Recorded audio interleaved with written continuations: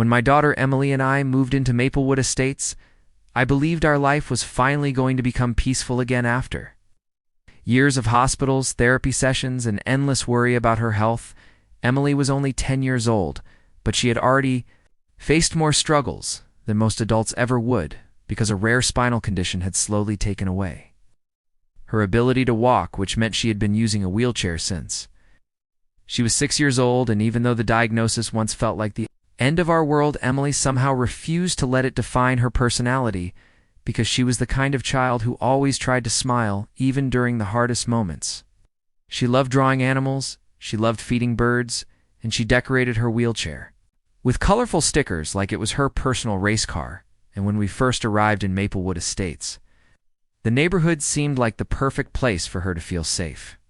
The streets were quiet, the houses looked beautiful and tall trees lined the sidewalks, creating a calm, peaceful environment where families walked their dogs and kids rode bicycles in the evening sunlight.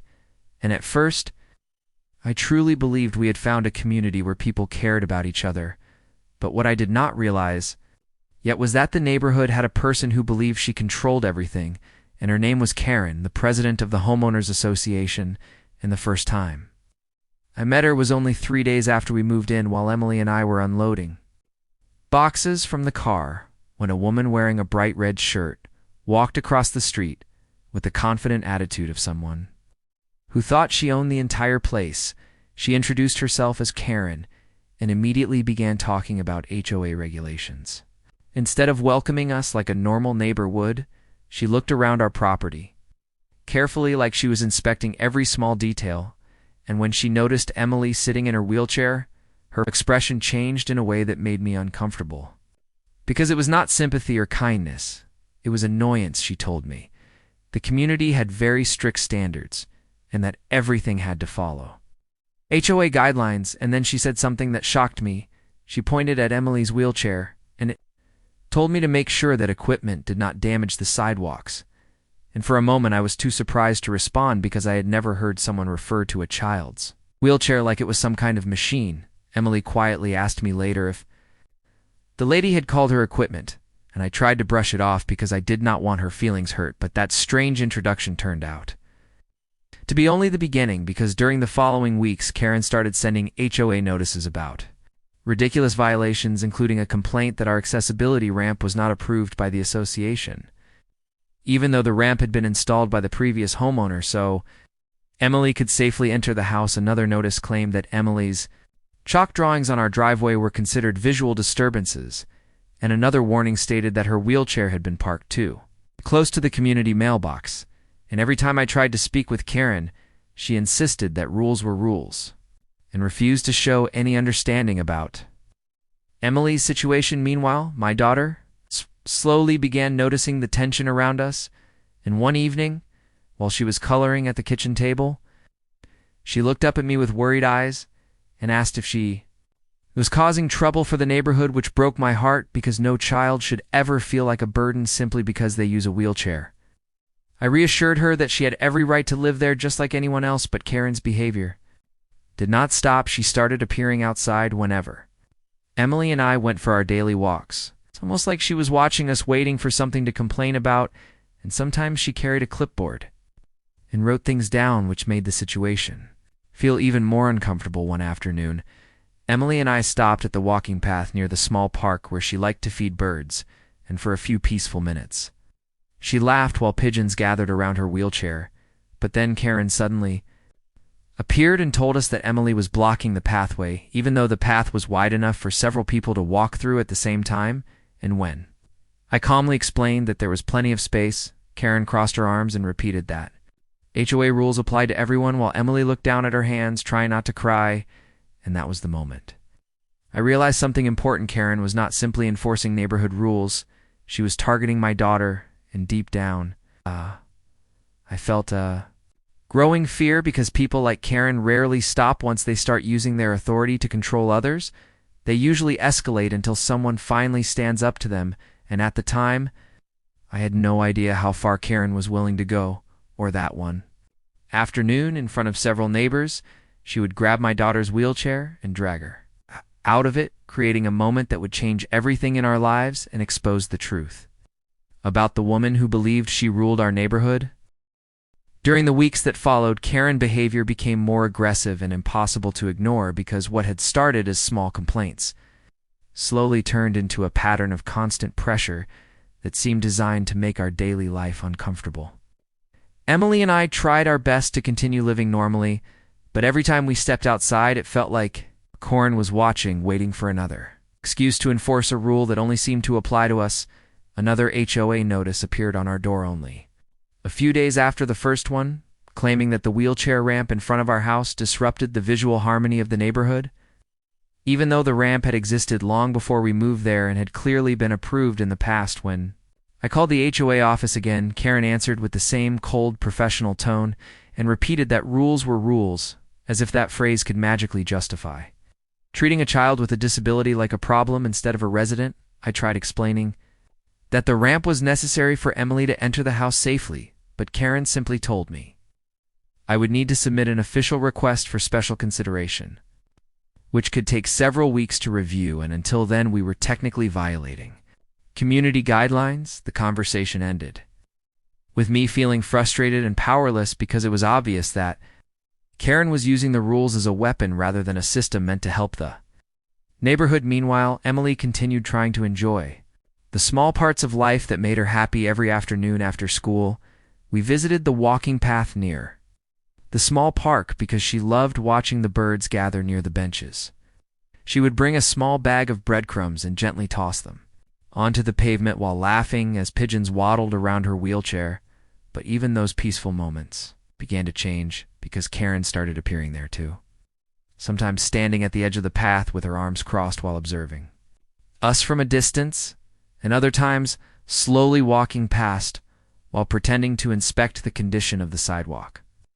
One afternoon, she approached us again and announced that the HOA had received complaints about obstructions on the pathway, even though Emily was parked to the side and leaving plenty of room for anyone to walk around. I calmly pointed out the obvious, but Karen insisted that wheelchairs could still be considered obstacles under certain circumstances, which was one of the most ridiculous things I had ever heard, yet she spoke with such confidence that it almost sounded like an official legal rule.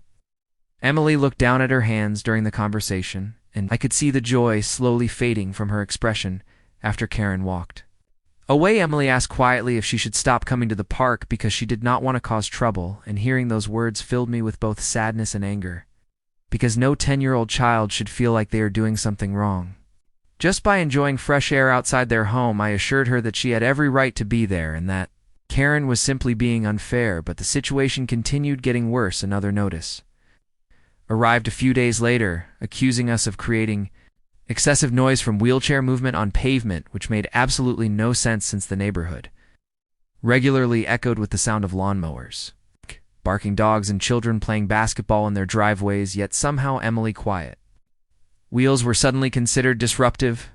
Neighbors began noticing what was happening, and a few of them quietly approached me.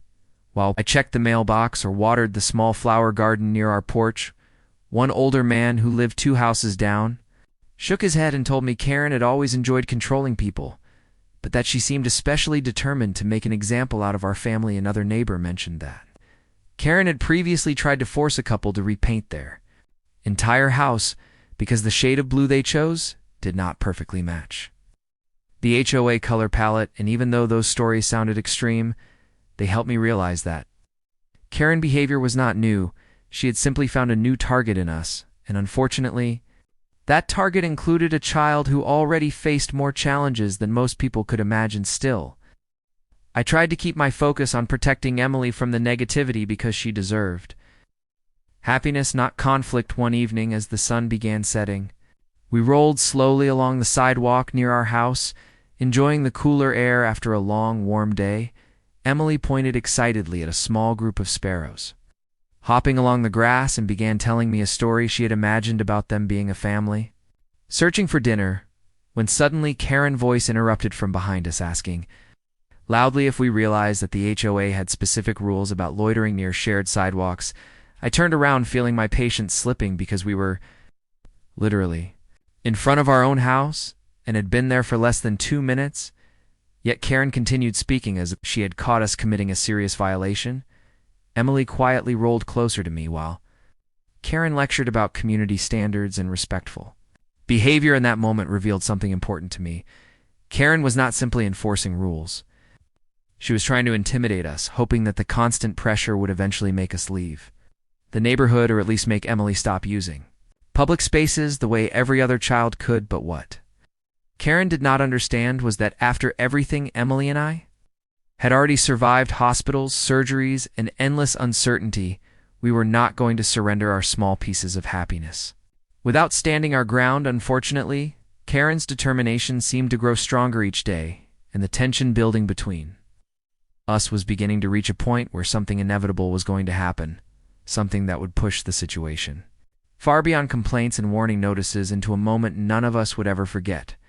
And when that moment finally arrived, it would take place in front of several shocked neighbors on a quiet afternoon when Karen decided she had the authority to physically move my daughter's wheelchair herself, believing she could once again enforce her version of the rules without consequences, not realizing that this time the entire neighborhood was about to witness exactly how far she was willing to go, and that decision would become the beginning of her downfall. The afternoon when everything finally exploded began like any other ordinary day, and at first there was nothing to suggest that it would become the moment our entire neighborhood would remember for years. Emily had finished her homework early and asked if we could go outside because the weather was warm and a light breeze moved through the trees along the sidewalk, creating the kind of peaceful atmosphere she loved after everything she had been through. Simple moments like sitting outside watching birds felt special to her, so I helped her roll down the small ramp in front of our house, and we slowly made our way toward the familiar walking path near the park. A few neighbors were already outside enjoying the afternoon. One man watered his lawn while a couple walked their dog, and everything seemed calm the way a quiet neighborhood should be. Emily stopped near the edge of the pathway where she liked to sit because it gave her a good view of the trees where small birds often gathered. She opened the small bag of breadcrumbs she had brought and gently sprinkled a few pieces onto the ground, smiling as the first curious pigeons began to approach. For a few minutes, the world felt peaceful again. Emily laughed softly while watching the birds hop around her wheels, and I sat on a nearby bench feeling grateful that despite all the tension Karen had caused, we could still find moments like this. But that calm feeling disappeared the moment I heard a familiar voice from the end of the path. Karen was walking toward us quickly, wearing her usual red shirt and the same determined expression she always carried when she believed she had found a violation to enforce. Even from a distance, I could tell she was already angry. Her posture was stiff, and her arms moved sharply as she approached. Several neighbors noticed her too and began glancing in our direction, sensing that another confrontation was about to happen. When Karen finally reached us, she did not greet us or ask a question. Instead, she immediately announced that Emily's wheelchair was blocking the pathway even though anyone standing there could clearly see that the path was wide and almost completely empty. There was more than enough room for people to walk around, but Karen spoke with the same authority she always used, as if her words alone could turn her opinion into an official rule. I calmly told her that we would happily move if someone needed to pass, but Karen shook her head and insisted that the wheelchair itself was an obstruction that violated HOA policy. Emily's hands tightened around the wheels of her chair, and I could see fear returning to her eyes because by now she understood that Karen's attention rarely ended peacefully. I asked Karen to lower her voice because she was scaring my daughter, but instead of calming down, Karen stepped closer, pointing at the wheelchair like it was the source of all the neighborhood problems and repeating that she had the authority to remove obstructions from shared community spaces. I remember feeling a wave of disbelief, because even for Karen this sounded extreme, but before I could react, she suddenly moved behind Emily's chair and grabbed the handles. The moment felt unreal, like my mind needed a second to process what was happening, because no rational adult would ever think about touching a child's wheelchair without permission. Yet Karen pulled backward sharply as if she intended to physically move the chair out of the way. Emily cried out in fear as the sudden motion jerked her body, and I immediately shouted for Karen to stop. But instead of letting go, Karen pulled again harder. This time the movement caused Emily to slip partially out of the seat, and before I could reach them, she lost her balance completely and fell onto the pavement.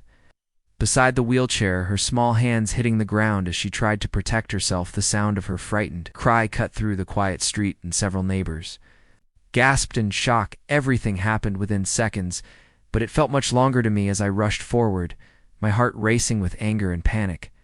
I knelt beside Emily, asking if she was hurt while helping her sit upright. She was shaken and frightened, but thankfully not seriously injured. Meanwhile, Karen stood beside the wheelchair, still holding the handles as if she had simply completed a routine task. Instead of realizing she had just dragged a disabled child out of her chair, the scene quickly drew attention. Neighbors began gathering along the sidewalk, some whispering in disbelief, while others immediately pulled out their phones to record what had happened.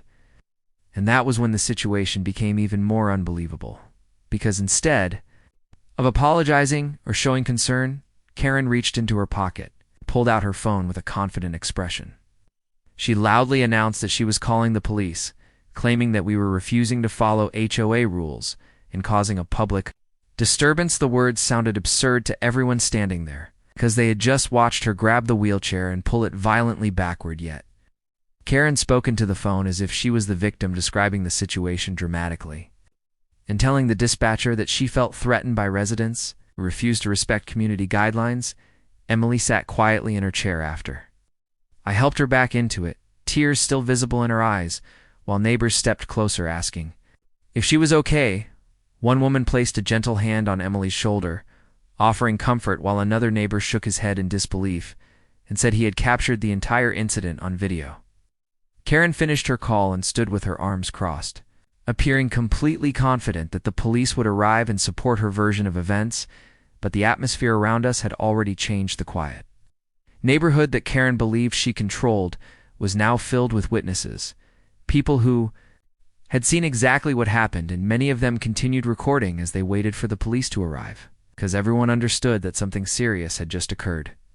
Something that went far beyond HOA rules or sidewalk complaints. And as the distant sound of approaching sirens finally reached the street, Karen's expression remained certain, as if she believed she had once again proven her authority over the neighborhood, not realizing that the evidence already sitting on several phones around her was about to reveal a very different story the moment the officers stepped out of their patrol car. The sound of the approaching police sirens grew louder as the patrol car turned slowly onto our street and rolled toward the small crowd that had gathered along the sidewalk. And by that time, nearly a dozen neighbors had come outside, because the earlier shouting and Emily's frightened cry had drawn attention from houses up and down the block. Karen stood near the pathway with her arms folded tightly across her chest, wearing the same confident expression she always showed whenever she believed she was enforcing the rules, while Emily sat quietly in her wheelchair beside me, still shaken from what had happened, her hands gripping the armrests as she tried to calm down. I gently placed my hand on her shoulder, reassuring her that everything would be all right, even though my own heart was still racing with anger and disbelief. The patrol car finally stopped near the curb, and two officers stepped out, calmly scanning the scene before approaching the group. Karen immediately walked toward them, speaking quickly before they could even ask a question. She pointed in our direction and began explaining that she had called because residents were refusing to follow HOA regulations and were creating a disturbance on community property. Her voice carried the same authoritative tone she always used, as if repeating the words HOA rules would automatically place her in the right.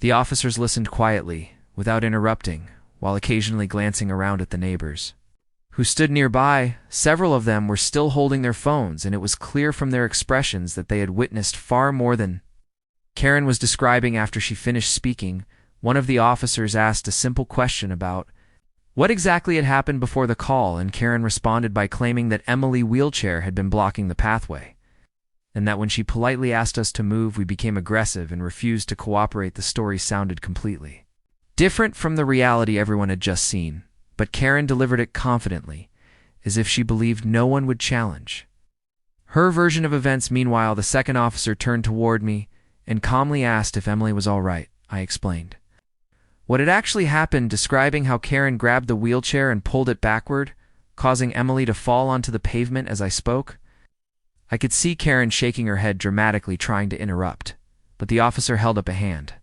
Signaling that she should wait her turn to speak again at that moment, one of the neighbors stepped forward, holding up his phone. Said he had recorded the entire incident from the moment Karen approached the pathway. Several other neighbors nodded and lifted their own phones, confirming that they had also captured what happened. The officers exchanged a brief glance and then asked if they could see the video.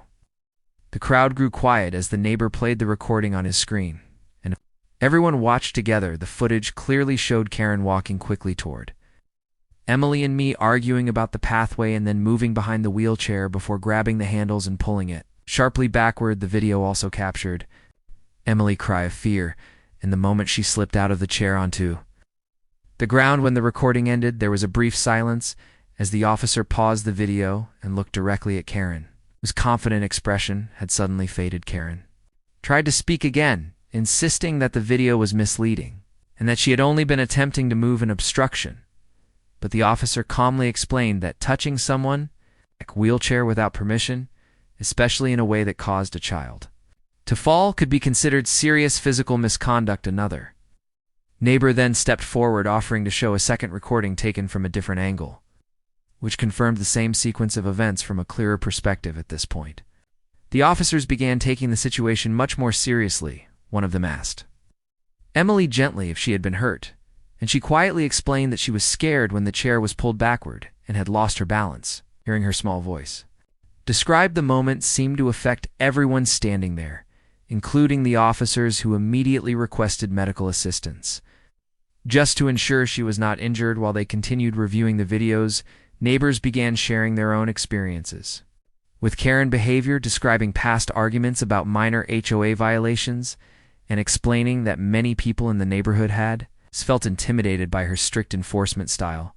For years, the officers listened carefully, taking notes as several witnesses described how Karen had approached Emily that afternoon, already angry before the situation escalated. Karen attempted several times to defend herself, but each new statement from witnesses only made her position weaker because the evidence recorded on multiple phones clearly contradicted her version of the story. The atmosphere around the scene had completely changed. The woman, who had confidently called the police, expecting them to support her authority, now stood quietly as officers gathered statements and reviewed footage that told a very different story.